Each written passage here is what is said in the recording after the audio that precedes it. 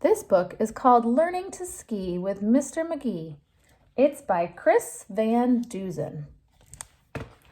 One winter morning at 6:53, Mr. Magee and his little dog Dee woke to fresh snow and a beautiful sky and decided it's time to give skiing a try. Before we drive all the way up to Mount Snow, follow me, Dee. I know right where to go.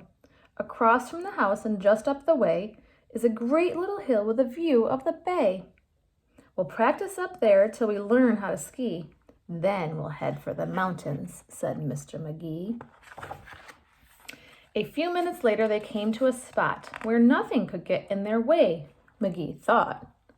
So he put on his skis. Dee hopped in the pack, and with poles in his hands and his dog on his back, he inched to the edge very slowly until his skis teeter-tottered, then started downhill.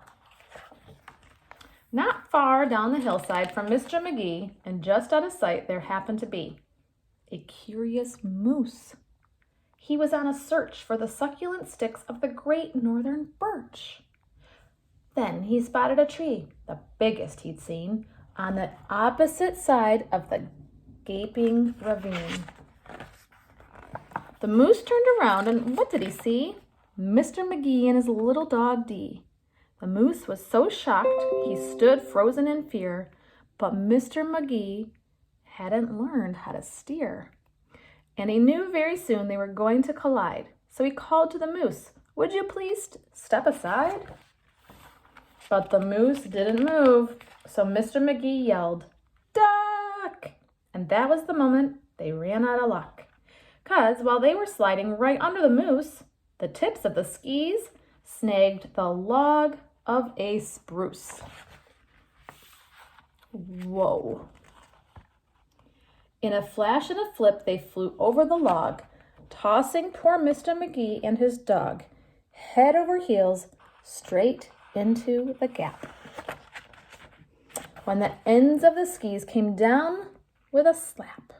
So there they were, stranded, Mr. Magee and his pup, across a ravine 100 feet up. Then they hung there, suspended, not making a sound. When the moose came back, he looked all around. He didn't see Dee or Mr. Magee, but what's this? A bridge to the birch above the abyss? The moose took a step. He was steady and slow, but his weight caused the skis to sag and to bow.